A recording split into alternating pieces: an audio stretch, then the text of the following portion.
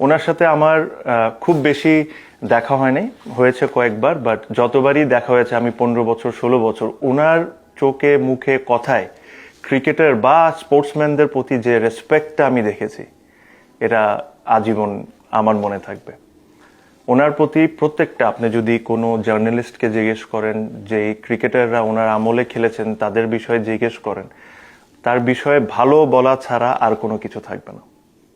ওনার সবচেয়ে বড় যে গুণটা ছিল, যেটা আমি ফিল করি, উনি একজন প্রেসিডেন্টের ছেলে ছিলেন, একজন প্রাইম মিনিস্টারের ছেলে ছিলেন, বাট আমাদের জন্য, আমরা ক্রিকেটারদের জন্য উনি খালি কোকো ভাই ছিলেন।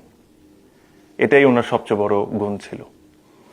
উনি কোনো সময় ওই নেম ট্যাগ নিয়ে বিসিবিতে আসেন নাই, বা ক্রিকেটের যে কোনো জায়গায় আসেন নাই যে উনি কোন ফ্যামিলি থেকে বিলং করেন। উনি একজন ইন্ডিভিজুয়াল আসছেন, একজন অর্গানাইজার হিসাবে আসছিলেন।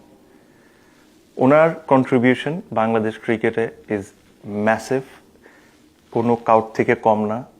আনফর্চুনেটলি আমরা কোনোদিন এই সম্মানটা ওনাকে দিতে পারিনি, বা ওনার যে দুইটা মেয়ে, ওনাদেরকে বলতে পারিনি যে ওনার বাবা কতটা ইম্পর্টেন্ট ছিলেন বাংলাদেশ স্পোর্টসের জন্য, ক্রিকেটের জন্য।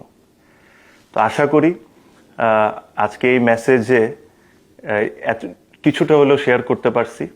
আর কোনোদিন যদি আমার সুযোগ হয় ওনার দুইটা মেয়ের সাথে দেখা হওয়ার, তাহলে আমি তাদেরকে আরো অনেক কিছু তার বাবার ব্যাপারে বলবো।